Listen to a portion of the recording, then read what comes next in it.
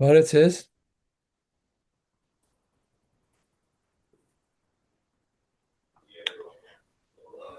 Բարև Եղել ձեզ։ It's բարի եկած եք բոլորդ։ Շնորհակալություն միանալու համար ARPA հիմնարկի քննարկմանը։ Անգլերենով պիտի լա, ուրեմն ես պիտի անգլերենով խոսիմ հիմա, ասկե հետ։ This is the ARPA Institute, and the panel discussion will be moderated by Dr. Hriar Cabayan, and the panelists are Dr. David Akopyan, Yeghia Tashjian, and Robert Beglaryan. Before we start, a few information about the ARPA Institute activities in Armenia. As many of you know, ARPA Institute has been working in Armenia since 1992, and we have achieved a lot of different projects, and we continue to do so. And our most recent projects are in a STEM education program in the regions where students learn science, education, technology, and math.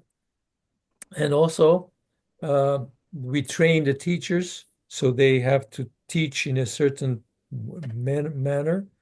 And also, we provide them scientific instruments and gadgets so that they can do projects. It is a project-based learning. We also have the first Center of Excellence for Circuit Design in the National Polytechnic University, the first independent one. There's, of course, the Synopsys company who also teaches circuit design, but they teach their own circuit design. But this is going to be a Cadence circuit design software, which is international, and therefore this will probably be very attractive to large companies that deal with circuit design. And also, we have, of course, the first class 1000 clean room in the Azerbaijan National Lab, and we are continuously providing more and more instruments so that they can actually perform advanced scientific experiments, especially in material science and also, of course, in quantum technology.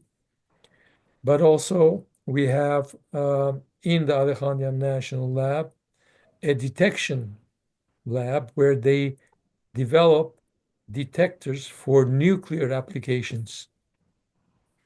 And the third project in the Azerbaijan National Lab is a radio frequency photomultiplier tube that is essentially an instrument that can measure very, very sharp pulses down to a picosecond accuracy, which hasn't been achieved so far. And we're trying to see now, we're trying to develop a prototype so they can even advance it further. And also, we, of course, have our annual invention competition for young scientists. And the award winner receives $10,000. Last year, we received 7 inventions. And the expert committee decided to split the award between 2 different inventions because they were essentially equivalent. And therefore, that's the way we're going to do it. And we're going to have an award ceremony in April in Yerevan, where we will give the awards. And we're hoping that the president of Armenia will participate. And we also have, of course, other activities, but you can go to our website, arpainstitute.org, and you will be able to read everything that ARPA does. Also, now I would like to introduce the moderator for today. The moderator, as I said, is Dr. Hriar Cabayan. He's a visiting scientist at Lawrence Livermore Lab since 1977. And then he joined the joint staff in Pentagon, where he managed a program on operational planning. He has received Joint Meritorious Civilian Service Awards and from the chairman in October 2019. And he also received his doctorate in the University of Illinois, Urbana, and he taught mathematics and physics in the university in the Quran Institute. So, Hriar, the floor is yours. Thank you very much, Agop. I appreciate it. I appreciate everybody who's joining us today. We're going to go through, we have three panelists, very great, competent panelists. We have some very good questions. So I want to remind everybody the session will be recorded. I hope we don't go much beyond 11:30 Pacific time. So I know most of you have a lot of things to do. And as we go through, please put your questions in the chat box. We will get to as many of them as we can at the end. So please do that, because that's very important to have some good, productive interactions between you and the panelists. Like I said, I will read the questions, but first let me tell you how we're going to be. We propose to moderate the panel. I'm going to ask each panelist to take five minutes at the beginning to set the stage by addressing this following high-level topic. I'm going to read that to you just once. So here's the topic, the opening topic for each panelist to take 5 minutes to respond to. Here it is. Given the rapidly evolving geopolitical situation and the tectonic shifts, both in its immediate neighborhood and beyond, how do you foresee the implications of these challenges on Armenia's security and its options to navigate through these turbulent times? So each panelist will take 5 minutes to address that. After that, so I'm going to be done here in a After how is that? Somebody has his mic on, please. So after that, I will ask can you mute your mic, please? David, can you mute their mic? Oh no, Hago, can you mute their mic, please? Sorry. Okay, then we will go ahead and I'll ask specific questions to each panelist. I will read them when we get there. And then so that you stay till the end, we have at the end, I'll ask each panelist to address the following issue in concluding remarks. And here it is. What regional developments do you foresee given the recent US-Armenian agreement, the change of administration in the US, and the recent Russian-Iran agreement? So I'll ask each panelist to address this very important topic at the end, and each will have a few minutes to do that. So with that, let's start off then again with the opening thing. Let me read it again so you see what the issue is. Given the rapidly evolving geopolitical situation and the tectonic shifts, both in its immediate neighborhood and beyond, how do you foresee the implications of these challenges on Armenia's security and its options to navigate through these turbulent times? So we'll start off with you, David. Please take 5 minutes to address that issue, and then we'll proceed with the other two panelists. David, over to you. Thank you, Hriar. Thank you, Jacob, and thank you all for coming this Saturday morning or evening, depending wherever you are. Maybe I'll give a couple of highlights. One is the geopolitical big picture thing, where the world is going. I think the best, it is what Jan Bremer, probably many of you know him, the best political risk analyst, I think today, Eurasia Foundation. He said that this is going to be he had 10 risks for 2025. And he said the number one and the worst risk is that we are going to get back to law of the jungle world. The the world which was governed by this law of jungle for many thousand and 100 years. And the last 100 years, it was international rule of law, so some principles, I don't know, Yalta, Helsinki, and many other things.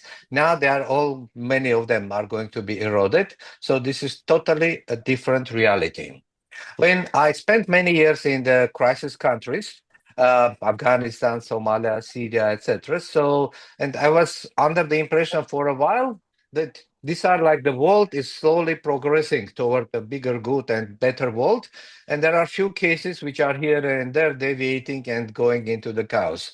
Unfortunately, it looks like the world itself is derailed and many strange things are to be expected. So the year of uncertainty and the year of turbulences. And Armenia, just coming back, we happen to be like in this, I call it a perfect storm, in the eye of a perfect storm, many things coming around us. So the signs of this perfect storm on the global sort of turbulence for me started some probably years now, 8-9 years ago. It was Brexit, then the Trump's first coming, and then it was the Syrian invasion, Turkish invasion in Syria, where I was present. I was head UN there in 2017, 18. Then Armenian war as Azerbaijan attacking us. Then the Russian invasion in Ukraine. So all these were forming part of this new chain, which now becomes stronger and bigger. So coming back to our reality, I mean, how are, let's say, equipped and what situation we are as Armenia? We have naturally ours this Cold War or hot peace, I don't know, whichever we call it, with Azerbaijan. Things are going up and down. We had the wars in 2020 and things were happening. 2024 was relatively quiet for specific reasons. But then on top of this, we have the Russian-Ukraine conflict, which has immediate implication for us, and also Iran, Israel, and the proxies sort of confrontation, which is not far from our border. Before I go to some projections and forecasts for the future, I want just to give two highlights about our behavior as a nation from the recent past. And for me, this was before the 2020 war, and I was reading a lot to see what our leaders were saying, what the people were saying, how was the perception. It was quite obvious that Azerbaijan is arming to teeth. Turkey is much more proactive and aggressive than before, and Russia seems to be flirting with Turkey and Azerbaijan. But unfortunately, none of these signals was a warning for us. I mean, I remember well the way we were celebrating the Sevres Agreement 100 years, the way our leaders, I mean, foreign ministers, defense minister, making statement about Turkey and the new territories, new wars, new gains, new wars, new gains, etc. So a lot of things were miscalculation, and probably one of the reasons for our defeat also. Second came a bit later. This is like Russian-Ukraine war in 2022. And eventually, it was like a seismic event for the region, for the world also. But somehow these aftershocks, we didn't predict that one of the major aftershocks will be the departure or the forced ethnic cleansing of Armenians from Nagorno-Karabakh, Azerbaijan, getting the free hand, etc. I myself and few probably people, I wrote even an article where with Hriar projecting and saying that we need to have at least plan B, how we evacuate people in an organized fashion, or we need to compromise and negotiate. I don't think much has been done on both, and eventually we lost more than probably we could have lost in the other circumstances. Now coming back to what is happening right now, two major things for me, the type of latest, let's say, seismic shocks which we are facing. One is, of course, the regime change in Syria and the implications. And to me, the major thing here, I mean, this is a separate topic which I'm very interested, but the major implication for us, Armenia, that Syria from a country which was pro-Iranian, pro-Russian, and friendly to Armenia, became very pro-Turkish. And Turkey has a big task now to fix Syria. Good luck then with this. But for Armenia, this is going to be a challenge, because if Erdogan gets more emboldened, he may decide that this is a way to go and he continue his expansion eastwards. and Zangezur Corridor comes next, and then through corridor to Azerbaijan and Central Asia. Not sure what Erdogan's current thinking is, but at least from Ali's perspective, he already made his statement clear. Corridor is up to grab, and to me, he made his mind, and sooner or later, this is going to happen. The next, it will probably the big thing. Of course, the last week inauguration of Trump and the new era, America first again back, and then the implications for Armenia. This we are going to elaborate separately under a different question also, and I will speak in more details about this. But overall, just to frame this, there are some sympathizers of Armenian cause as the first Christian nation around Trump and Evangelical and some others also. So this Christian joint conference, which is going to happen in February, Pashinian will be attending also. But of course, Turkey and Azerbaijan, they are not sleeping and they have their own lobbying ongoing. And how this is all going to evolve, still the big question for now. So we'll stop here and then we'll add later. Thank you. Well, thank you. Thank you, David. Please, I see questions coming in. By all means, continue posting your questions in the chat box. I assure you, we're gonna get to them. So next we have Robert Beglaryan. Please, can you address the opening issue next, please? Thank you. Շնորհակալ եմ, ողջույն բոլորին, թե յուրերին, թե հարգելի panelistներին։ Ես ինչպես ասել էի հայերենով հանդես կգամ։ Շնորհակալ եմ նաև Դավիթին, որը իսկական համապարփակ ներկայացրեց իրավիճակը։ Այնինչ որ Հայաստանի անվտանգության դիտանկյունից պետք է նայել, հիմնականում այն է, որ տարածաշրջանը մեծ փոփոխություններ է ականատես եղել եւ վերջի փոփոխությունները այնինչ որ Սիրիայում տեղի ունեցավ եւ Իրանի դիրքերը, որը բոլորս գիտենք, որ նահանջ արձանագրեց։ Հայաստանի համար առավելագույն եւ կարեւորագույն հարցը այս պահին բնականաբար անվտանգությունն է, որը Հայաստանի իշխանությունը այսպես է հանդես գալիս, թե տնտեսական խաղաղության խաչմերուկի բնութագրումամբ այդ հնարավորությունները կարող է ընձեռվել, որ նման խաղաղություն ունենա։ Դա ես չեմ կարող հերքել, որ անպայման չի լինելու, բայց ինչպես դուք մատնանշում եք այն վերիվարումները, այն ահռելի փոփոխությունները, որ տեղի ունենում,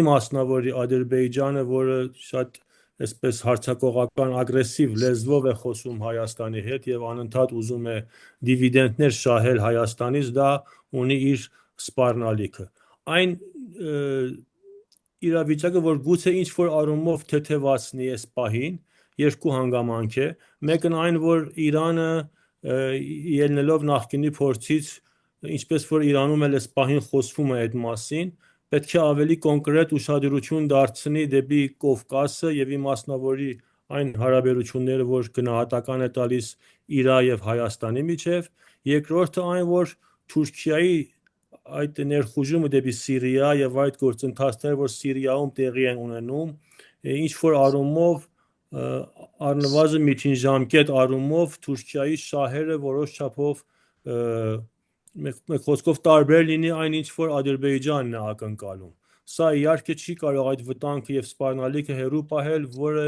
կարելի է ինչ որ պարագայի Ադրբեջանը ինքնուրույն քայլեր անի, հակառակ այն համընդհանուր շահերն որ կարելի է Թուրքիան նկատի ունի, սրան զուգահեռ կարևոր հանգամանք կլինի, եթե Իրանի հանդեպ սպառնալիքներ տեղի ունենա եւ ինչ որ հարձակումներ հետագային, եթե Թրամփի վարչակարգը ծրագրի տարբեր ձևերով բացի տնտեսական Իրանին ճնշել եւ այս պահին արդյոք Իսրայելը օգտագործելով իր ներկայությունը Ադրբեջան կամ չարաշահելով Ադրբեջանում իր ներկայությունը հնարավորություններով արդյոք կարելի է հարվածնել հասցնելով Հայաստանին փորձի մեկ խոսքով մեկ փամփուշտով երկու նշան խփել թե չէ։ Սրանք այդ բարդ իրավիճակներն որ պետք է նկատի առան, դեռ ես այս պահին չեմ խորանում, թե Ուկրաինա Ռուսաստան ինչ ապակա կարելի է սպասել, որը իհարկե եթե փոփոխություններ տեսնենք, որ հերու չի տեսնենք, ասենք թե ինչ-որ ձևով թեկուզ կիսատպրատ խոսքով խաղաղություն հաստատվի եւ այլը, սրանք բոլորը նոր մարտահրավերներ մեզ համար, այսինքն Հայաստանի համար կունենա։ Հիմա միայն այն կարևոր հարցադրումը այն է, որ իսկապես այն անվտանգության բարձիկը, որ Հայաստանը կարիք ունի, այս պահին նշույլներ չկան, որ իսկապես որևիցե ուժի կամ գերուժի կողմից հստակ կարողանա ստանա, բացի այն, որ եթե ինքն է, ասենք, բանակի հզորացման, բանակի համակարգի վերանայման, վերավորակավորման եւ այլ առումով որոշ չափով կարողանա դեմ հանդիման կայնել, որը ամենայն դեպս ներկա իրավիճակում չեն կարող հստակ գնահատական տալ, թե Հայաստանը միայնակ կարող է բավարար համապատասխան անվտանգության եւ պաշտպանական բարձիկը կամ հնարավորությունը իր համար ստեղծի, եւ սա կարևոր հարց է։ Շնորհակալ։ Okay, շնորհակալ եմ, Robert. Thank you, Robert. Now we move on to Yeghia. Yeghia, take your 5 minutes, please, for your opening remarks. Thank you, Hriar. Thank you also for the ARPA Institute. So I will not repeat the ideas that have been mentioned. Just to start with, that nowadays in Lebanon there is a trending joke being circulated that when you wake up in the morning, the first thing you have to do is not wash your face, but to check the news on the TV, because every second there is something new happening in the Middle East, something that we are not used to it in Lebanon. I mean, starting from the fragile ceasefire at this moment, while I'm talking, the bordering villages are being bombed by Israel, the ceasefire in Gaza, the regime change in Syria, and what will happen later, the possible attack maybe on Iran, or maybe an agreement with Iran between the US and Iran, and how Israel will respond to this agreement. At the same time, of course, the rising role of Turkey and Israel in the region, definitely. This will have repercussions on South Caucasus and also on Armenia. And let's not forget, I mean, the growing tension within even the Euro-Atlantic community. It is concerning because mainly, I mean, judging from Trump's speech, he has designs on Greenland, on Canada, and this would lead also to maybe divisions in NATO. Hence, Armenia would be a country which is trying to diversify its foreign policy and balancing, so maybe would feel itself more vulnerable. So a lot of major changes are happening, and I'm looking forward to discuss them. Thank you. Okay, yeah, thank you very much. All right, so now we're going to go to the segment with specific questions to each of the panelists. So we'll start off with David Akopyan. David, I have 2 issues for you to address, please. Here they are. First issue: given that Azerbaijan increasingly sees itself as the dominant power in the South Caucasus, please assess the ongoing peace negotiations and Azerbaijan's genuine interest in achieving lasting peace. So that's the first question. And the second question: will positive signals emanating from the new administration in Washington translate into concrete support to Armenia when needed? David, over to you. You have 10 minutes to address questions. Thank you. And let me start question by question, because each of them has many different layers. About Azerbaijan and the peace agreement. Maybe I will expand a bit. It's not just the peace agreement, but the probability of war also, which I think depends one on the other.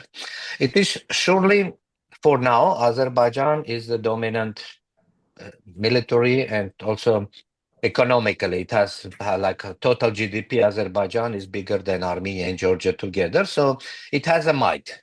And I will explain a bit later about the economy. But to me, it is peace agreement by itself.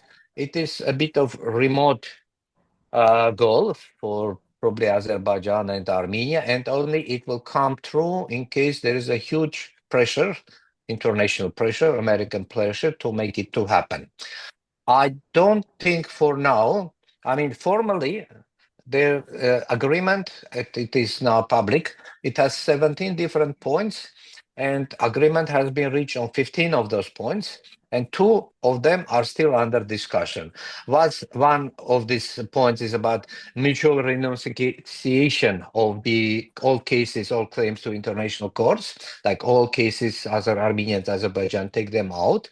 And second is about the foreign representation on the borders, which is mostly about the EU monitors. EU is now Canada monitors. But these are two formal elements of this agreement. On top of this, there is a very long-lasting, painful process of border demarcation. And I mean, Azerbaijan still did not demarcate with Russia, with Georgia, Armenia, Georgia. So this is going to take decades. And every demarcation segment will have its own nuances. So it's not going to be that easy. Many territorial disputes, including enclaves, we both have in each other's territory, formally recognized territory. So how we're going to handle this? Zangezur Corridor, I already mentioned, and Aliyev made like a week or 10 days ago a very bold statement that either you give or we're going to take it. The OSCE means group dissolution, frankly, it became the irrelevant or issue, so I don't think it's a big, but still part of negotiation about whether Karabakh issue is, Artsakh issue is closed forever or not. Then we have the constitution demand. It's not exactly constitution, but independence declaration, which has a clause about the joint republic of Armenia and Artsakh coming together. Return of Azeris to Armenia is another issue, and many more. So meaning, while they are discussing 17 points agreement, there is also a lot of, let's say, demand here and there coming forward. And which to me indicates that there is no genuinity in Aliyev's intentions for the peace agreement. It is just a process which he keeps going. At the same time, I think he has his own plans for possible putting as much down Armenia more as possible in the next year or two. And I see four important blocks here, which I want to elaborate. One is that there is a sentiment, public, social, like political sentiment in Azerbaijan, which has been, let's say, fed by 35 years of Armenophobia, and maybe more also. So it is a public overwhelming opinion that we need to put down Armenia more. It is not only Aliyev's bad will, but this is the perceptions and the sentiments which prevail in Azerbaijan today. And Aliyev is partly using it for its own political gain also, because wherever you have internal issues, you claim external enemy, and with this external enemy, you divert the attention. So this is one block. Economic and military superiority, we already touched this. Azerbaijan has a windfall of the oil money. It has $75 billion external reserves through different mechanisms, which is huge. In case they don't get any more oil and gas money, still they can last the Saran sort of live, because the gas and the oil were contributing around $10 billion a year to Azerbaijan national budget. So they can continue for some years now, but they are at their peak point to me. This year and the next year, they are at the peak point, and slowly it will start going down. This year, the budget they put is $5 billion just for defense purposes. Armenia has 1.7 billion, and in fact, it was 3.9, and it was Aliyev's request the last minute to add it to 5 billion. So if you add the military budget even higher than it was, just to mention, the 2019 budget was 2.9 billion only. So the last pre-war budget is much lower than what they are planning to do now. Economically, of course, Armenia GDP, and this is like the hope at the end, the light at the end of the tunnel. Our GDP per capita is higher than Azerbaijan's. We have 8.5 thousand, they have 7 point something. But overall, counting 3.5 times more population, they have a bigger GDP. But the point is that they are at the big point this year and the next year, and in case they want to get a bit more, I mean, this is the time, the next year or so, for them to act. Another point, which is about why it is sort of balanced, I call it Aliyev's tactics was so far scrolling annexation. So he doesn't, he tried Of course, I mean, ethnic cleansing happened with a big push, but to me, there was something behind, which we so far don't know all the great details. But in 2022, he tried have a bigger push, and then he faced the resistance. Nancy Pelosi flew into Armenia. Blinken started calling the same day many times to Aliyev, so they managed to stop it, and probably there were some threats for sanctions and whatever was used. But so now he's trying to stay below the radar. So he push and then he see how the international community is reacting, and then he push again. So for sure, and this language he's now using, I think one of these holding factors for him, he's still not clear what the Trump's appetite will be. I mean, to control, to push him, etc. One of the issues for me, and this is a bit strange thing, that like Aliyev's election last year, beginning of the last year, he got elected, congratulated by many, including European leaders also. Georgian election in November was not perfect, but probably was much more better than the Azerbaijani election, but it was received with sanctions, with punishment, etc. So to me, surely Aliyev managed, and he's receiving different treatment than Georgia and many other countries also. And then one more point also, that Aliyev, why he's like say treating as a bit spoiled but still child.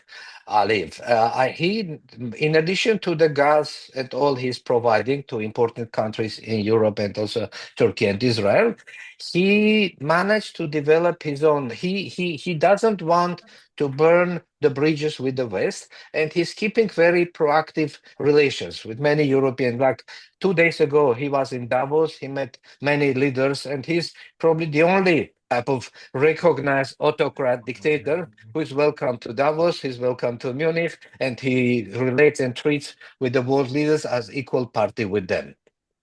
So at the same time, I was told by some Armenian high-level person also that many world leaders are saying that he enjoys going to Paris, going to Rome. So he really is not like Putin. He doesn't want to cut the ties in addition to his economic dependency, but he doesn't want to cut the ties with the Western world. So this is, but at the same time, West was relatively silent when the ethnic cleansing happened. So he understands that there is certain level of appetite to intervene into many different conflicts erupting around in the world.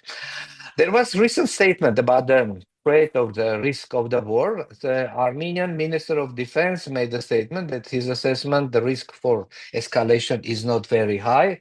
And also the new Foreign Intelligence Service also made assessment that the risk is not high. If it is not high, I don't know whether it means medium or low, but still, they are saying from today's perspective, the risks are not very high. Armen Grigorian, the head of National Security Council, sent more worrying message that a lot of, let's say, military supplies are coming to Azerbaijan. There are a lot of trainings happening, etc. So he felt that something is piling up.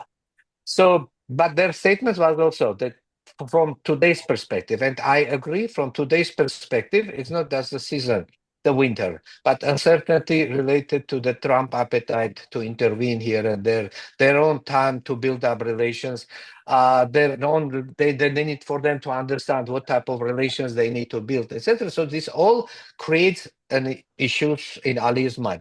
But at least my own conclusion, I will put myself medium to high risk, the escalation possible in the next year or two. I feel that the heat probably or attack will come against the Yeghia corridor to cut Armenia from Iran also. And I will appreciate also Robert commenting on this, because Iran is the only country which said it is a red line for them, but then Iranian red lines are not being very carefully followed. So Aliyev, and I'm waiting the opportune, I guess, distraction. This is the way I see it. It could be Israel, Iran, American bombing Iran, or whatever related to this. It could be totally different. Trump may decide to send Marines to Panama or Greenland, and the world will be much more preoccupied with that issue. And in between, he can take this 40 kilometers land, and cut Armenia from Iran, which will be a huge loss for us. So I think this is maybe also sorry, I went too much on this one, but about the US, and I guess more colleagues also will cover this. I mean, US-Armenia relations have been building up. It's not just the new administration, it's also the old administration, and as I mentioned, Nancy Pelosi, Blinken engagement, etc. So this strategic partnership, new quality, but this is still a partnership. This is not an alliance. And signals are that the new administration is going to follow on this partnership, but at the same time, the United States has military alliance with NATO plus 20 countries, which is 50 plus countries, and not clear how much they are going to follow on all these actually military alliance countries, relations and challenges they are facing. So that's why Armenia realities are really very difficult. And much, of course, depends on Trump and the new administration and what type of value proposition, what type of offer we can provide them, because for sure Azerbaijan and Turkey have much more economic might and much more sort of ways to incentivize him. But then we have our own means also, and then we need to work much more on this. So thank you, also Pierre. Well, thank you, Tavit. Appreciate it. We're going to move on next to Robert Beglaryan, and oh, by the way, please keep putting your questions into the chat box. I promise you we're going to get to as many of them as we can. I can see them coming in. Please continue doing that. Robert, I have two questions for you, please, to address. First one, what are the prospects for Armenia-Iran relations given the newly signed Armenia-USA Strategic Cooperation Charter? So that's the first one.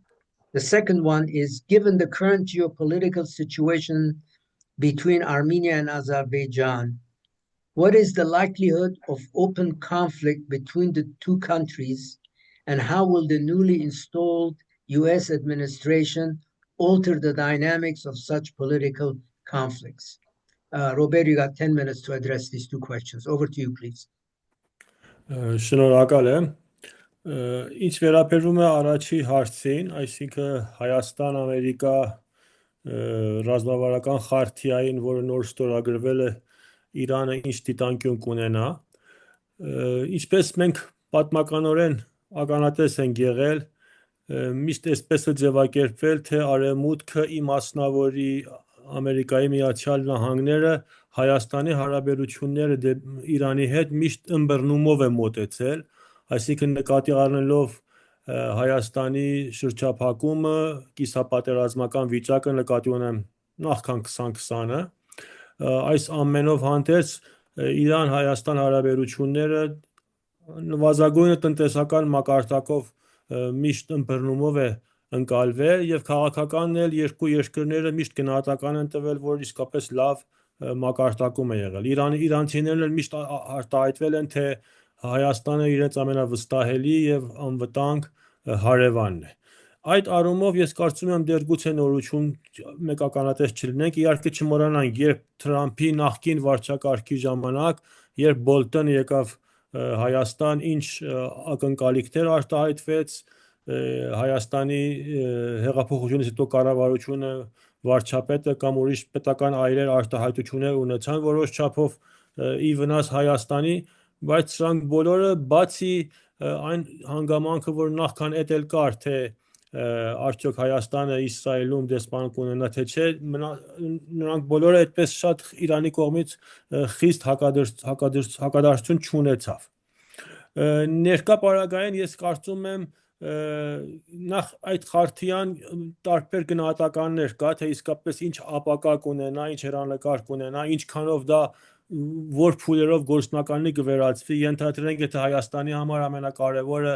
էներգետիկ բնագավառն է, ինչպես ասում են, մոդուլային ատոմակայանների կառույցումը, որը էներգետիկ ինչ-որ անկախություններ առաջացնի Հայաստանի համար, սրանք բոլորը ես կարծում եմ դեռ Պարսկաստանը համբերատարությամբ կփորձի դիտարկել, թե ինչքան է Հայաստան-Ամերիկա հարաբերությունները զարգանում իմասնավորի անվտանգության եւ պաշտպանության առումով եւ հավանական հետագա արդյոք սպառնալիքներ, ասենք հետախուզության բնագավառում եւ նման բնագավառներ կարող է ունենա Իրանի համար, թե չէ։ Սրան պետք է նկատի առնենք նաև թե հարաճիկա ամիսներին, ինչպես որ արդեն խոսվում է, արդյոք նոր բանակցությունների փուլ կսկսվի Իրանի եւ Արևմուտքի հետ, թե չէ, եւ եթե կսկսվի, ինչ հանգրվաններով առաջ կերտա։ Չմոռանանք, որ այս տարվա հոկտեմբերին արդեն Իրանի այս ատոմական համաձայնագիրը իր վերջնաժամկետին կասնի,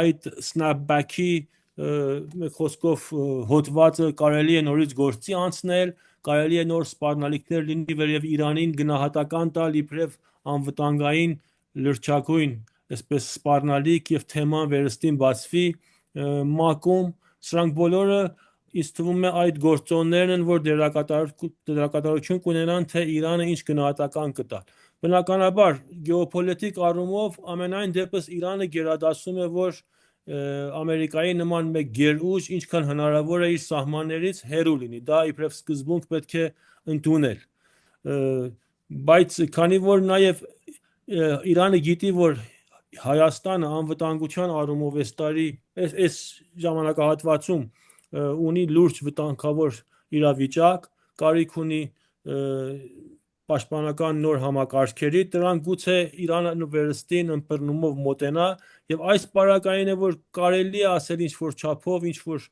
եթե դրական ընթացք լինի, կարող այստեղ Հայաստանը ինչ որ շատ թեթև համադրության դերում հանդես գալ։ Ես իհարկե դրան հեռու եմ տեսնում, բայց իբրև քաղաքականության մեջ սրանք ոչ մեկը անհավանական չեն։ Ինչպես ասացի իմ սկզբնական արտահայտության մեջ, ամենայն դեպս քանի որ Իրանում կա ներկա շաբաթներում այն դիտանկյունը, թե պետք է վերստին ավելի լուրջ ուշադրություն ունենալ դեպի Հայաստան, գուցե սրանք նաև այդ դիտանկյունից կարելի է դերական գնահատել։ Ես այս հարցի պատասխանը այսքանով կբավարարվեմ, ինչ վերաբերվում է երկրորդ հարցին, որը կարծում եմ նաև առնչակից է, այսինքն կապ ունի առաջվա հարցին, ինչպես ասացինք, Ադրբեջանի ագրեսիվ մոտեցումը դա բոլորի համար արդեն ակնհայտ է, բայց նաև գիտենք, որ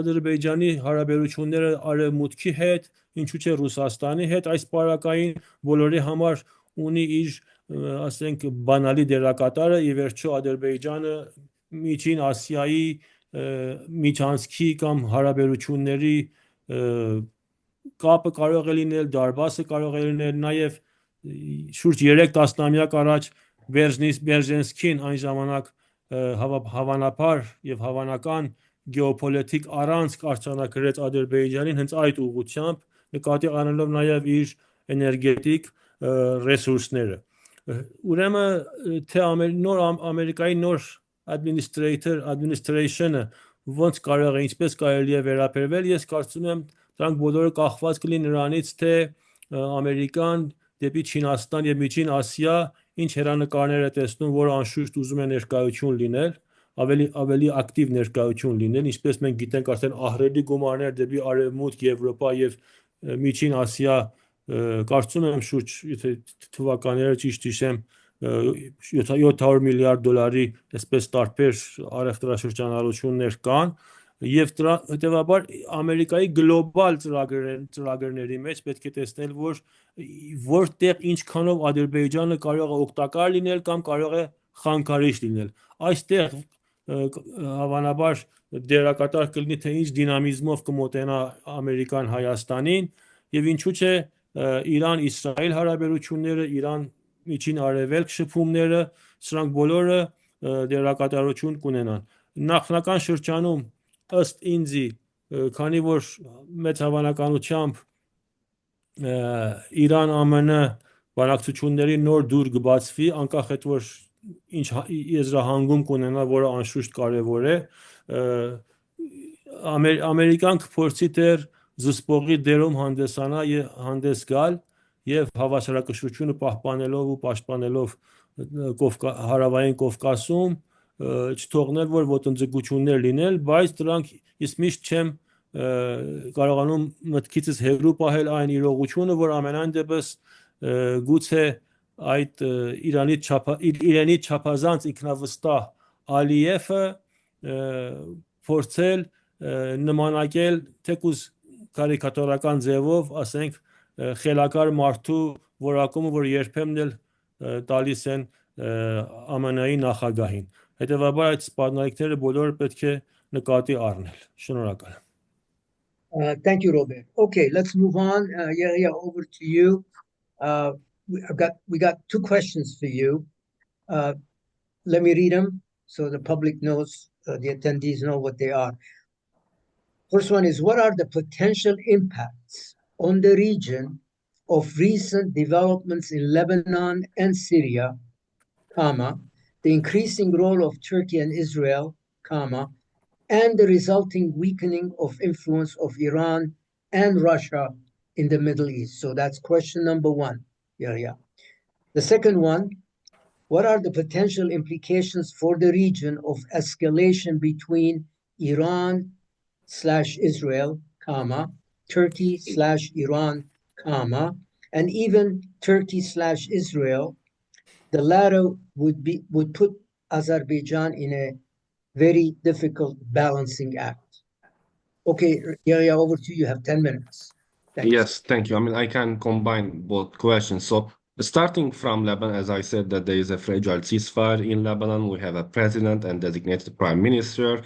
However, still we have challenge because when it comes to reconstruction of the country and so forth. Second most important, of course, is Syria, because the developments in Syria also impact Armenia. Let's not forget that the main actors, the regional actors in Syria, are also the main actors when it comes to South Caucasus. So that is Turkey, Iran, Russia, and also Israel, because Israel also is indirectly an actor in South Caucasus when it comes to arming Azerbaijan. After, few hours from the ceasefire in Lebanon, we heard that the HTS, which is called Hayat Tahrir al-Sham, which was Al-Qaeda formerly, they attacked Aleppo and took the city amid the collapse of the Syrian army. And the Russians and the Iranians, realizing that the Syrian army didn't have, or they lacked the will to fight, so they withdrew. And in 12 days, the capital was captured by the rebels. However, now there is concern, despite the fact that there is a transitional administration led by the HTS, but there are concerns. First, because of the ideology, and we have a bad experience with political Islam in the region, especially between 2011 and 2013. And also there is, even though if it is limited, but there is a presence of foreign fighters in Syria, mostly from North Caucasus and Central Asia. And this is a bit concerning, because if these fighters will return back to the region, it means that we may see terrorist attacks or rise of radicalism in Russia's sphere of influence, but also in North Caucasus, not very far from Armenia. And let's remember that some of these fighters were deployed against Armenia during the 2020 Nagorno-Karabakh war. There is also about the rights of the minorities, the women's rights, democracy. So it's a very complicated issue. Regionally, if we will try to see from a regional perspective, definitely we can say that, though it is very early to judge, however, Turkey and Israel, for now, they took a big share of the cake, while the Russians and Iran, mostly the Iranians, they were defeated in Syria. And also, Hezbollah became much more isolated, because Syria was a transit country when it comes to supplying Hezbollah with the Iranians' weapon. With the Iranian weapons. So now Hezbollah doesn't have this supply anymore. So the US influence also have increased in the region. But also, as I said, Turkey and Israel. However, it is also very interesting that when we are talking about Turkey and Israel, there is no coherence, as their interests also clash in Syria. Turkey, for example, is against the establishment of any Kurdish political entity in northeastern Syria, while Israel is pushing for even a separatist movement in northeastern Syria. We have seen this example in northern Iraq, even though Turkey co-opted the Kurds there, but it seems there is difficulty, mainly ideological difficulty and also maybe political difficulty, to deal with the Kurds. So any clash or a conflict or a war now in northeastern Syria between the Kurds, Damascus, or the Kurds and Turkey, it will also push for the involvement of regional and global actors. That is Israel, maybe UAE, and also US, and it will also put some actors such as US and Israel in a very difficult situation. I mean, to help their ally, NATO ally, Turkey, or regional ally, or actually to engage in a proxy war, helping the Kurds against Turkey. At the same time, also there is Saudi Arabia, which is trying to become a regional Arab country. We have seen a silent competition between Saudi Arabia, some GCC countries such as UAE against Turkey over Lebanon, but also Syria. And let's not forget that Turkey also lacks the financial resources to rebuild Syria. So there should be somehow a dialogue or a managed conflict, let's say, between Saudi Arabia and Turkey when it comes to reconstruction of Syria, and also redesigning or the political map of the Middle East. Coming on the impact on South Caucasus, I mean, Robert and David, to some extent, they highlighted about the Iranian issue. First, let's not forget the Ukrainian war is not still resolved. We have to wait, I think, to the outcome of this war and also the process of the conflict resolution in Ukraine. That is, whether the Americans will continue arming Ukraine or actually will pressure Zelensky to agree on a ceasefire. Here, at the same time, we have to remember that Russia is against freezing the conflict in Ukraine. They want a conflict resolution so that the Ukrainians, in the future, they won't claim the lost territories against Moscow. This is something a bit difficult for the Ukrainians, even though some European actors or countries, they want to give up on, and they are trying to convince the Ukrainians to compromise certain territories in return of durable peace. This is, I think, up to the Ukrainians, and we have to see what will come after maybe possible Trump's and Putin summit. At the same time, of course, a direct war or direct military strike against Iran will also have repercussions in South Caucasus. First, we're not here just talking about the military strike, but even the domestic situation in Iran is like a time bomb. The reformists came to power. People are expecting, their expectations were very high. Still the sanctions, we are not sure how the Iranian and the Russian strategic partnership agreement that was signed, whether it will have any impact on Iran. Let's not forget that the Iranians and the Chinese also signed similar agreement a few years ago, and still the Chinese investments are limited. But here there is something interesting that we have also to look as also Armenians. During Trump's era, the Indians invested in the Chabahar port in Iran, part of the international North-South trade corridor. Interestingly, the Trump's administration, it waived the sanctions over these investments because from the Trump and the American perspective, the main idea and the objective was to contain the Chinese interests in Central Asia. So basically, the US back then, they provided certain oxygen to Iran, their major rival or opponent in the region, because the main objective was to hurt China and not Iran. So I think regional actors such as India, which is now a rising Eurasian actor, and it is one of the main actors that is arming the Armenian army, can play a role, a mediating role between the Americans and the Indians. And I hope, I mean, I am trying to be optimistic because this would have a positive impact also on the future of Armenia. However, if we realize or see that this deal will not be signed and there will be military strike, definitely I'm concerned of ethnic tensions in Iran, ethnic explosion, and also the spiritual leader is also, some people are concerned that if he dies, what will happen after the transition, how this reformist government will co-opt the situation, and definitely whether Azerbaijan will take opportunity and engage in attacks or escalations.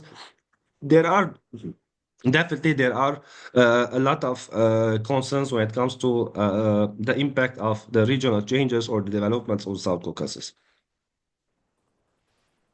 Thank you, Yeghia. Appreciate it. Okay, so we're going to move on to the concluding remarks. Please keep posting your questions. We're going to get to them. I'm going to ask each panelist to take a few minutes to conclude. And here's the issue. What regional development do you foresee given the recent US-Armenian agreement? First issue. Second, the change of administrations in the US. And thirdly, the recent Russian Iran agreement. So we'll start off with you, David. Go first, please. So probably I'm not aware about the details of Russian-Iranian agreement, but I tend to agree with Yeghia's point that there were many similar agreements, and Russian sort of ability to help the others is quite limited. So each of them is fighting its own war. So, but I don't see a possible major impact here. But about the US, let's say our relations with the US, I feel that there is a light at the end of the tunnel, although it is a very painful, difficult process. As I said, US has 50 plus allies, and we are not yet allies. We are just moved from dialogue to partnership, which is still a long way to go. Plus, US relations with the allies, including the Denmark, including Canada, etc., is also evolving. So that's why may sometimes it could happen. Ukraine, for example, is not a formally ally of United States, but it got much more weapons than all the rest of allies, maybe except Israel together. So that's why there are many things in making. It's very hard to see, and much will depend on our ability to penetrate into the circles of Trump decision making, to come with some value proposition, to bring, I don't know whether it is Armenia, first Christian nation in the world, or Armenia, the last democracy in the region, and whatever. So we need to work on our relations with Israel also very carefully. There are many, but eventually, with all this said, I think the key is our ability to defend ourselves. So, and we all know Ukraine, which was many were saying, but it will not last 2 weeks. 3 years is fighting. Israel from 48 has a lot of the many battles, and some are still winning the impossible war against the countries which have maybe 40 times more population than they are. So there are ways to do this. In the case of Armenia, and I'm just reflecting on Al's question about the scale of Armenia's ability to defend itself, I think on the scale from 1 to 10, he's asking how much what is Armenian capacity to defend itself. I will put very sort of modestly 3 to 4. We bought some weaponry from France, from India. There are some fortifications in Syunik and Tavush region, and here and there good things happen. But the most strategic transformation of Armenian military defense force into robust, resilient, well-organized, strategically planned, coordinated, let's say, entity, it is still a long way to go. I can't go into great details, but let's say if you take ability of Israel, they have 200,000 strong army people on service, but they manage in 48 hours to mobilize 500,000 to 600,000 more people immediately. Ukraine has a very robust territorial defense force. Armenian territorial defense is existing in name, but not with capacity. And we tested this in 2020 war, and until now, no big reforms happened. So I think this should have been, and it is still the major focus of Armenian effort. And frankly, I mean, I'm sorry to be a bit too straightforward, but let's say instead of building academic city, we need to focus on these critical priorities with the vision, with the strategy, with implementation plan, and mobilizing also the experts in diaspora and elsewhere, and also friends of Armenia. And I don't think enough has happened so far. Again, I can continue, but let's stop here. Let's stop. Thank you, David. So let's see. We're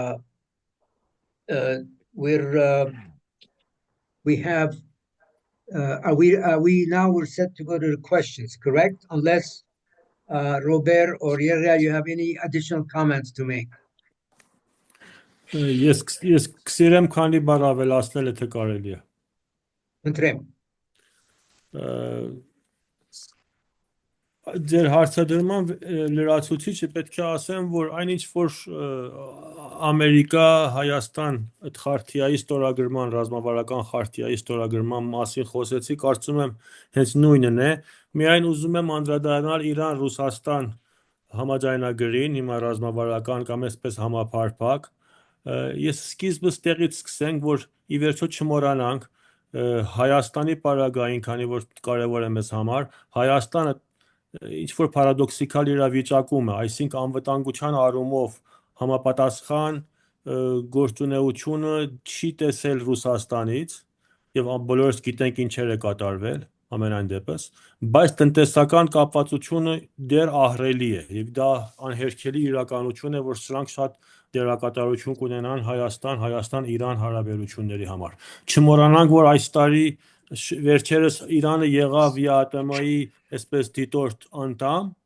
եւ այս բոլորը Իրանի համար այն ժամանակ չափազանց կարևոր կլինի, եթե պետք է ինչ-որ իրագործումներ լինի տնտեսական, որ Հայաստանը մնա ԵԱՏՄ-ի անդամ։ Եթե մեծի մասամբ Իրանում խոսվել է Հայաստանի հետ հարաբերությունների մասին, հատկապես 44-օրյա պատերազմից հետո, շեշտադրում այն է եղել, որ Հայաստանը դուր է դեպի ԵԱՏՄ։ Սա պետք է նկատի առնել։ Ինչ վերաբերում է Իրան-Ռուսաստան այդ 47 կետանոց համաձայնագիրը, փորձագետների տեսակետից եւ որոշ քննարկումներ իմ կողմից ցույց է տալիս, որ ամենայն դեպս այնինչ որ պաշտպանության բնագավառում է եղել Ռուսաստան-Իրան հարաբերությունների մեջ, այս պայմանագիրը որևիցե նորություն չունի։ Նախկին գործընթացները, նախկին որոշվածներն ու համաձայնվածությունները մեկ խոսքով վերստին շեշտադրվել եւ ընդգծվել է։ Տնտեսության առումով դրանով հանդերձ որ սանկցիաներից հետո, այսինքն Ռուսաստան-Ուկրաին պատերազմից հետո Իրան-Ռուսաստան տնտեսական հարաբերությունները բավականին աճ է արձանագրել, բայց մեծի մասամբ հենց դեռ գյուղատնտեսության բնագավառում է եւ երկու երկրների տնտեսությունը այնպես տնտեսություն չեն, որ ուզենան իրար լրացնել։ Մենք գիտենք, որ ամենայն դեպս Ռուսաստան եւ Իրանը էներգետիկ բնակավարում վերջի վերջո մրցակիցներ են եւ համագործակցությունը բացի որոշ պարագաներից, ասենք հիմա սանկցիաների պարագան կամ այս նման իրավիճակում, որ երկու երկիրն են գտնվում եւ պետք է ավելի իրար հետ համագործակցեն, գուցե հետագայում բարդություններ առաջանա։ Գուցե եւ նման համաձայնագիրի այսպես Երևան գալ այս ժամանակահատվածում երկու երկրները տարբեր դիտանկյունից ուզում են Ամերիկային եւ Արևմուտքին պատկամներ փոխանցել, թե ինչ հնարավորություններ ունեն իրար հանդեպ, ինչ հավանական, ասենք, պարտավորություններ գուցե իրար հանդեպ արձանագրեն եւ փորձեն իրագործել, քանի որ երկուսը իրենց դիտանկյունից դեմ հանդիման են կայնած Ամերիկայի նոր վարչակարգի հետ բանակցությունների դուր բացելու կամ նոր եզրահանգումների հասնելու, որ բոլորի համար գիտենք, որ այսպես հղի կլինի վերի վարումներով եւ չի կարելի անտեսել։ Այնինչ որ նաեւ Yeghyan անդրադարձավ Իրանի ներքին հարցերի վերաբերյալ, կարծում եմ դա կարեւոր է, ես չուզեցա այդ թեման ինքը շատ ընդարձակ թեմա է, չուզեցա այդ մասին բացել, բայց այո, դա որոշիչ դեր կունենա մեծի մասամբ տարբեր շփումների եւ բանակցությունների գործընթացների հիման վրա։ Գուցեև հենց այդ պատճառով է, որ ամենայն դեպս եւ ներքին տնտեսական ներդրումների հարցով Իրան-Հայաստան հարաբերությունները թեպետ առևտրաշրջանառությունը բավականին զարգացում ունեցավ անցյալ 3 տարվա մեջ, բայց արդեն տեսնում ենք, որ տեմպերը դանդաղում են, որովհետեւ հնարավորությունների սահմանափակումները եւ նաեւ վարչարարական համակարգերի տարբերությունները եւ բարդությունները բյուրոկրասու հարցերը ինձ թվում է դեռ որոշ չափով չէ ավելի սահմանափակումներ առաջացնում է, բայց Իրանի համար դեռ Հայաստանը մնում է կարևորագույն հարևանը եւ կարծում եմ, որ ուշի պետք է Հայաստանի կողմից հետևվի, թե Իրանի ներքին անցուդարձը դեպի ինչ ուղղությամբ է գնում եւ համապատասխան թե համագործակցության, թե հետագա քայլերը նկատի առնի, այստեղ է որ ես կարծում եմ, քանի որ Հայաստանը չի կարող իր աշխարհագրությունը փոխվի, իսկապես չի կարող Հայաստանը անտեսի իր հարաբերությունները Ռուսաստանի հետ եւ եթե մտածում է որ արդյոք կարելի է ինչ-որ բալանսավորում առաջացնել, ես դրան շատ բարդ հոլովույթ եմ տեսնում, քանի որ գեոպոլիտիկ առումով մեծ փոփոխություններ ամենս տեսնում ենք, եթե Հայաստանը ուզում է ոչ բլոկային երկիր դառնալ, այստեղ հարց է ծագում ներկա իրավիճակում Հայաստանի նման փոքր երկիր եւ այդ պայմանների մեջ որ գտնվում է Հայաստանը ամենս գիտենք, դա կարող է ոչ բլոկային լինել, սпасել բլոկներ, ինչ որ ձևով բլոկներ ձևակերպվել, հետո կողմորոշվել, բայց այդտեղ ուրիշ հարց է զարգանում։ Եթե ինչ որ բլոկներ պետք է ձևակերպվեն եւ այդ գործընթացները տեղի ունենում, ինքնըստինքյան Հայաստանի նման մեկ երկիր քաշվի որևիցե ուղղությամբ եւ չեն սпасելու թե հետագային առաջ բլոկները ձևակերպվի, հետո Հայաստանը կողմորոշվի։ Սրանք այն բարդագույն հարցերն են, որ պետք է պատասխանների մասին մտածել եւ վերլուծել։ Շնորհակալ։ Thank you, Robert. Yeghia, over to you for closing remarks. Yes, very quickly. I mean, like Robert and he articulate very clearly. So when it comes to, I mean, to give my opinion about the U.S.-Armenian agreement, I wrote an article about it. So, I mean, there was a lot of euphoria in the beginning that it was alliance. No, and I argued that same agreement was also signed with Afghanistan and with Kazakhstan to some extent, also Georgia almost a decade ago. But however, we have to look also positively that foreign policy diversification and balance are key steps to ensure also Armenia's security, however, without antagonizing traditional partners. And it was good that Mirzoyan went to Moscow and met with Lavrov, even though the contents were not published in detail. So irrespective, of course, the shifting balance of power. So such documents can turn maybe into future milestones and open up international trade, energy, and arms markets, enhancing, of course, Armenia's resilience and amid future pressure. Regarding assessment for the also or forecast maybe the future, I have a concern that we are heading towards a new Helsinki 2. The one that was signed or agreed upon between the Soviet Union and US in 1975, it died. The issues of territorial integrity and self-determination, it seems no one is respecting. The political map is continuously changing, and now it is the word of power that is dictating international relations. And this is very concerning, because what will be the destiny of small states and weaker states in the future, as Robert said. So should we join or force to join blocks, irrespective if the ideology of this bloc is very attractive, or we have to take risk and diversify our foreign policy. However, of course, with risk always, we have to make sure that we have to put against any military or political challenges. So basically, the sphere of influences are changing in the region, especially in Eurasia. And I think based on the outcome of the summit, maybe in the future between Putin and Trump and maybe the Chinese also, we can assess how Armenia will be able to navigate along this intersection of interest between the West, Turkey, Russia, China, and so forth. Thank you. Thank you, Yeghia. Okay, let's move on. I think we're doing very well time-wise. We have almost 15 minutes for the questions. I'm going to read them. Before we do that, any of the David or Robert, anything more you want to say before we move on to the questions? Yes, Okay. Not for now. I see. Not for now. Mhm. All right. Okay. So let's start off. There's a question here from Kanel Turian. Will Iran come to Armenia's aid when Aliyev attacks the Sunni region in 2025? Who would like to address that?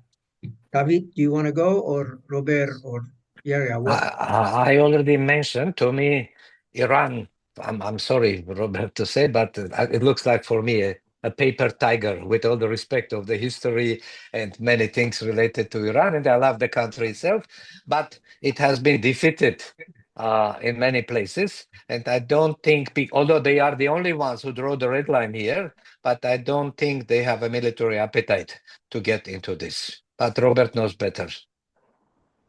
Խնդրեմ,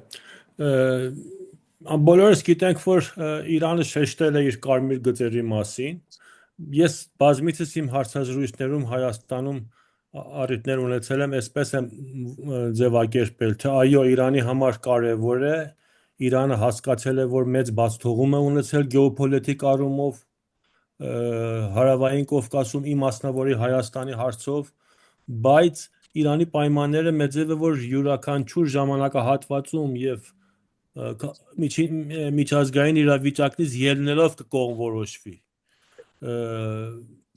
Իհարկե, մենք պետք է զանազանենք հարցակում Հայաստան-Իրան սահման, թե հարցակում Սյունիք։ Սիրելի այն մեր ընկերը, որ հարց էր տվել, իհարկե շեշտը Սյունիքի վրա էր։ Հետևաբար Հայաստանի աշխարհագրությունը եւ կարեւորությունը Իրանի համար ինձ թվում է միայն չի կարող սահմանակցով սահմանափակվել։ Սահմանակիցը առանց Սիոնիքի եւ Սիոնիքը առանց Հայաստանի մնացածը գուցե ուրիշ ձև Իրանի համար արժեք չունենա։ Բայց այդ բարդությունները, որ սիրելի Դավիթը նշեց, անշուշտ կա, ես էլ կարծում եմ,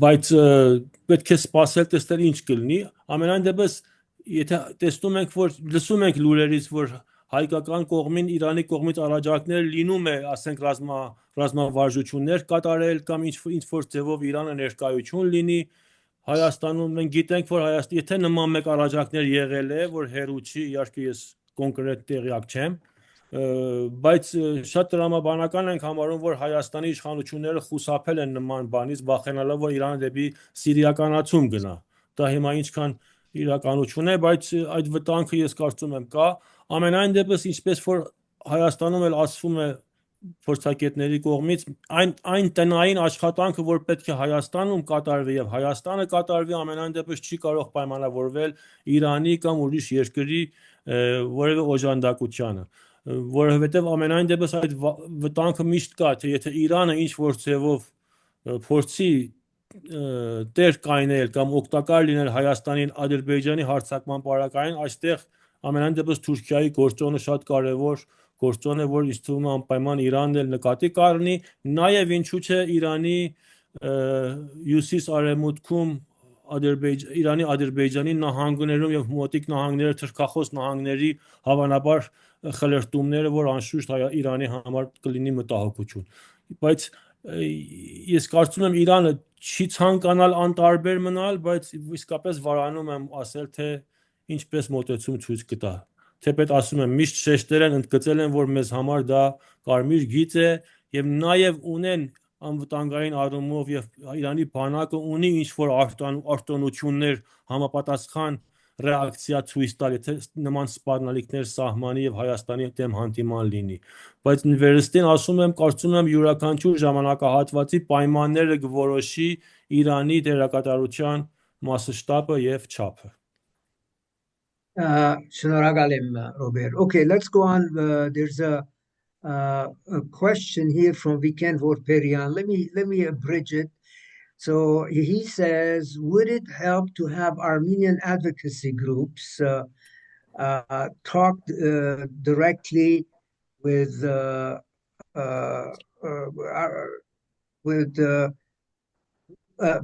various organizations to point out that creating an extraterritorial corridor over sovereign emerging democracies does not align with U.S. and Israeli interests and on. So basically, this issue of the middle corridor. So, who would like to address that? And then he goes on to say that to clarify that Armenia's non-adversarial pragmatic relations with Iran may be an asset, not a liability for U.S. And Israeli and Western interests. Mm-hmm. Who wants to take that? I'm happy to give a couple of points and then colleagues probably will pick from there. So for me, first about the Armenia-Iran, Armenia-US, to me, it is very interesting topic, and someone recently mentioned that the biggest achievement of Armenian diplomacy in the last 35 years was that we convinced Iranians that we need to deal with the US, and we need, and on the other side, US was also convinced that Iran, for us, the only gate to the world, one of the limited one. And we still need to have a relation. So until now, we managed to survive with these two competing powers and trying to find our niche in between also. Azerbaijan itself has a special, I think one of the special assets Azerbaijan has is proximity to Iran. In case Israel, US, whatever, decide to attack, Azerbaijan most possibly will offer. So I think this is the card they have, their own trump card they have. And this is probably still something they are going to use it more. So about the US, I think it's really complicated, and to me it's not just the US sending army here, but the US sending messages to Baku. And this is what I said in 2022 when Blinken, from what I know, and I hear it from many different sources, it was not Blinken threatening to use a military force, but it was Blinken threatening to use sanctions against Aliyev personal family assets in Europe and elsewhere. So this somehow stopped it. So whether now Trump will be willing to do something similar, because he so far speaks about sanctions, the language of tariff, sanction. So he said, I'm peacemaker, but I'm ready to punish, not militarily, but some by economic means and some other means also. So that's why I think certain openings are there, and we need to navigate and play very smart in these ever complicated realities of today. Well, thank you, Tavi. So let me move on here. There's a issue raised by Ruben in Yeghia. Basically, he's saying attempts to revise Armenian genocide issue to please our Turkish neighbor is a lip service, and it should not be discussed in conjunction with normalizations. I think, Tavi, do you wanna address that? It's that's a very complicated issue. It is complicated, and for me, we need to be guided not by our emotions and desires, but by the realities of the world. Whether the first priority is genocide recognition by Turkey. I remember in 2020, in fact, when Prime Minister, President, the Foreign Minister, etc., they all made very brave statements about Severance Agreement and Armenia from sea to sea. And we saw the consequences when Turkey decided to intervene more decisively in the conflict with Azerbaijan. So that's why my personal preference will be to think about our survival as a nation. And then, meantime, it's not about compromising. The genocide, it happened we all know, we all suffered, our families, it's part of our identity. There is no way we are going to give up, but it's not something we need to constantly bring now to international forum. For me, the prisoners in Baku, the survival of the corridor, and many other things are much more important at this point of the historic moment. Perfect. Thank you. Okay, let's move on for a question from our colleague, Beglaryan. And he's saying, what is the nature of the seemingly improving relationship between Iran and Azerbaijan? And how can this improvement influence Iran's policies towards Armenia? Good question. Who would like to address that? Ես իրավունք կա քանի բառ արտահայտվեմ։ Okay. Այդ մտահոգությունը միշտ կա հատկապես հենց Հայաստանում, թե Իրան-Ադրբեջան հարաբերությունները ինչ դերակատարություն կունենան։ Ամենայն դեպս Իրանը միշտ փորձել է ինչ որ բալանսավորում ունենալ։ Իհարկե հենց վերջերս ինչ որ հանդիպման ասիկա շփումներ կար Իրանի հետ, այնտեղ մատնանշվեց, որ իսկապես ինչքանով է ուզում Իրանը կամ որոշ պարագաներին ինչքանով է Իրանը առաջ գնում, որ իր քաղաքականությունը Հայաստանի հանդեպ ենթակա տեսնի ինչ-որ ձևով Ադրբեջանին։ Հիմա այս պահին այդ տեսակետները կան նաև Իրանում, թե իրոք որ պետք է Իրանի քաղաքականությունը Հայաստանի հանդեպ ուրիշ մակարդակի բնութագրվի, քան Իրան-Ռուսաստան կամ Իրան-Ադրբեջան հարաբերությունները, բայց քանի որ Իրանի համար կա ըզգայնություններ, թե Ադրբեջանում ինչ գործընթացներ է ունենում եւ Ադրբեջանը շատ հարցակողական եւ հախուռն է մոտենում, ինձ թվում է դեռ ամենայն դեպս Իրանը փորձում է տարբեր նպատակահարմարությունները դինելով այսպես հանդուրժողականությամբ հանդես գա։ Իբր օրինակ արդեն տեսանք երեք Իրանի արտգործնախարարությունը Ադրբեջանի դեսպանին կանչեց եւ ինչ որ քննադատություններ եւ բողոքներ ներկայացրեց Ադրբեջանի լրատվամիջոցներում ի դիմաց Իրանի արտահայտվելու համար, հենց այսօր հակառակը, այսինքն անմիջապես ադրբեջանցիք այսօր Իրանի հավատարմագրին դեսպանատունից կանչեցին Ադրբեջանի նախարարություն։ Այդպես որ Իրան-Ադրբեջան հարաբերությունները մինչև հիմա վերջապես ինչ որ փոխադարձ ըմբռնումով փորձել է Ադրբեջանը մոտենալ։ Ես կարծում եմ Իրանը ներկա պահին այնքան չի պայմանավորում իր հարաբերությունները Ադրբեջանի հետ, բայց ամենայն դեպս փորձում է որ հարաբերությունները Ադրբեջանի հետ ունենալ եւ Հայաստանի հարաբերություններն էլ նաեւ համապատասխան հունի մեջ պահել ավելի շատ հենց տնտեսական անվտանգության Ադրբեջանի ուղղությամբ ներկա հիմա տարբեր պատճառներ ունի ամենս որոշ չափով գիտենք ես չեմ մանրամասում ավելի հանդուրժողականությամբ է հանդես գալիս որովհետեւ վերջի վերջո ունի ասենք որոշ չափով դեռ ինչ որ հերանեկարային կրոնական ինչ որ ընկալումներ հետագայի քայլերի համար էներգետիկ խնդիրները հյուսիս-հարավի հարցը եւ ինչու՞ չէ այն ներքին էթնիկ հարցեր որ կարելի է ունենալ դրանք բոլորը ինձ թվում է դերակատարություն ունեն Իրանի կողմնորոշման հարցում. Thank you. Okay, there's a question here from Sylvie Tertsakian. I don't think we've addressed it yet. Does Armenia have a trump card?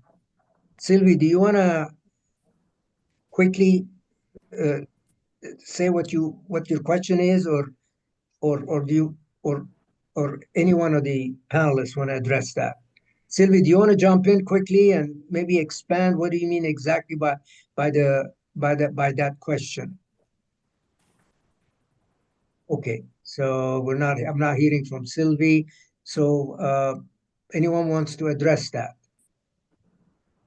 I think we've addressed that quite a bit, but David, do you want to say anything about that? To me, I guess the question is about what are our possible winning cards in this complex reality. So, and I slightly mentioned that this type of Armenia, the first Christian nation, if before Biden time, it was the democracy summit that Armenia, the only democracy, I don't know, from Turkey to China in this huge part of the world.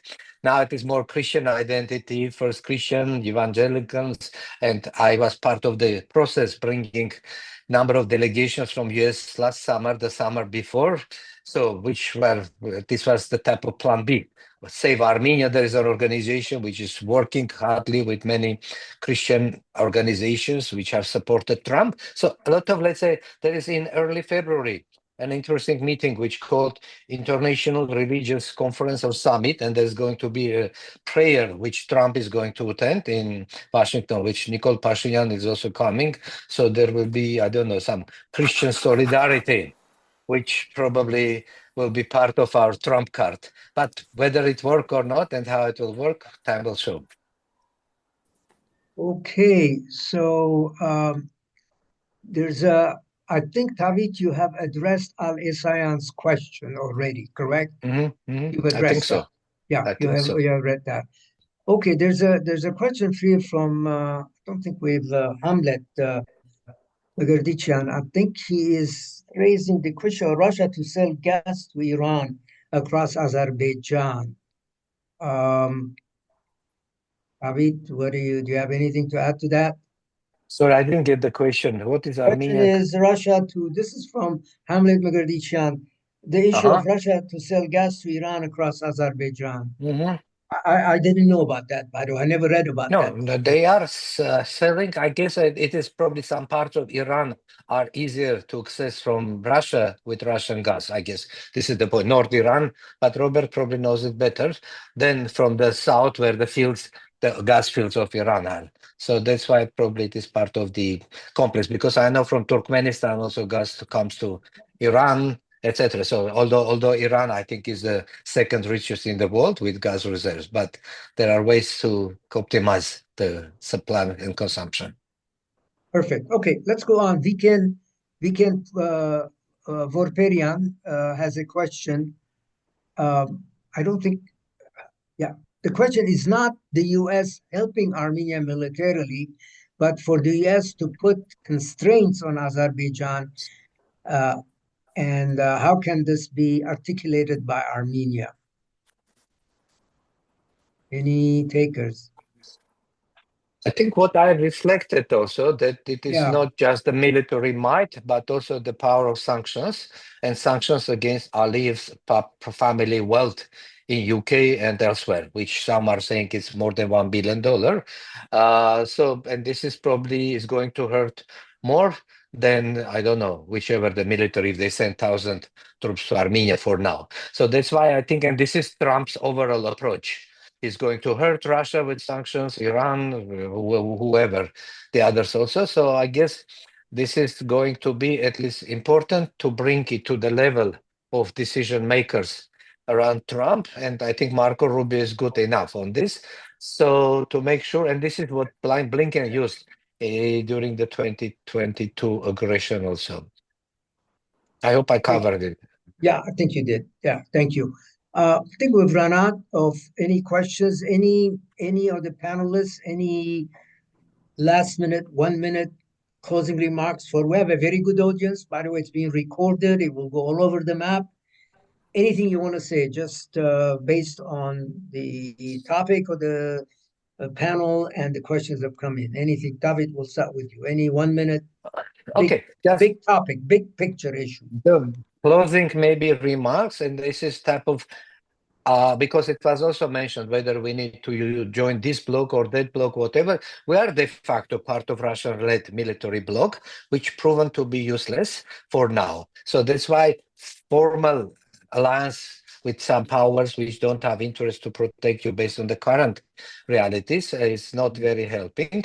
Meantime, building relations, alliance with the US, with Europe, etc., is a long and painful process. So many things need to be done at our side also. That's why I'm not for like shifting and making abrupt changes. So we still keep relations with Russia. I think was mentioned. We still keep our relations to Iran until the point when relations with the US and Europe come to the point when we have to make a very sort of sharp decision.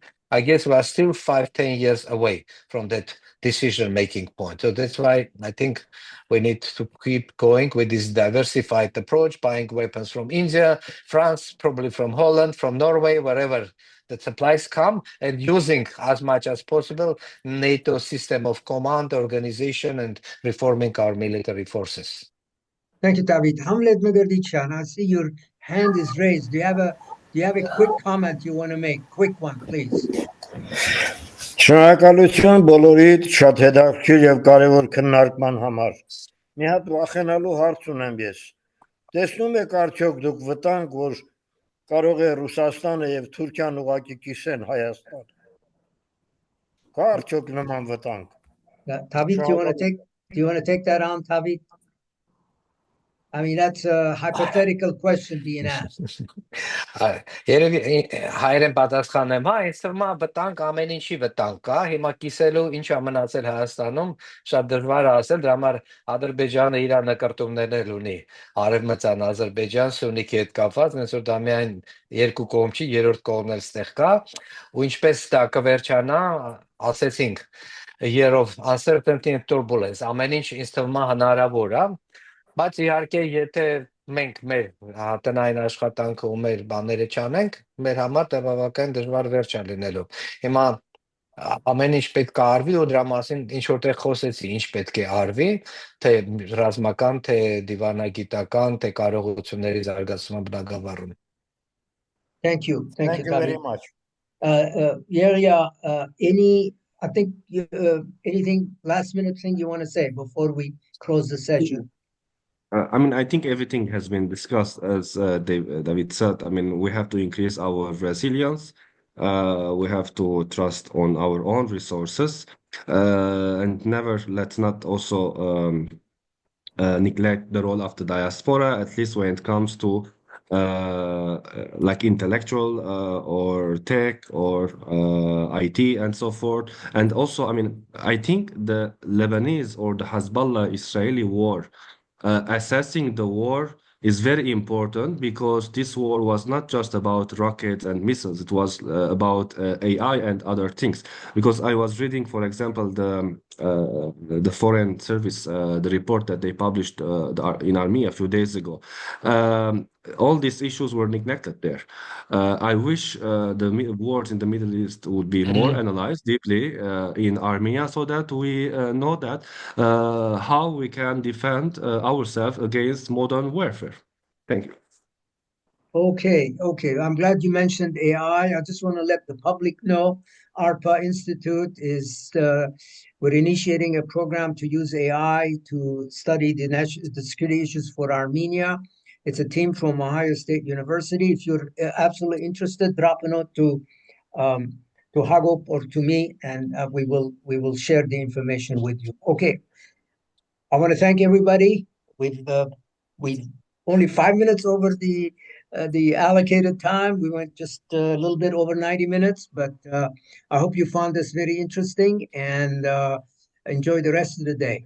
Thank you very much. Thank you. Thank you. Şuna We'll see you next time. We have another panel discussion on high-tech industry in Armenia, the high-tech ecosystem of Armenia, prospects for the future.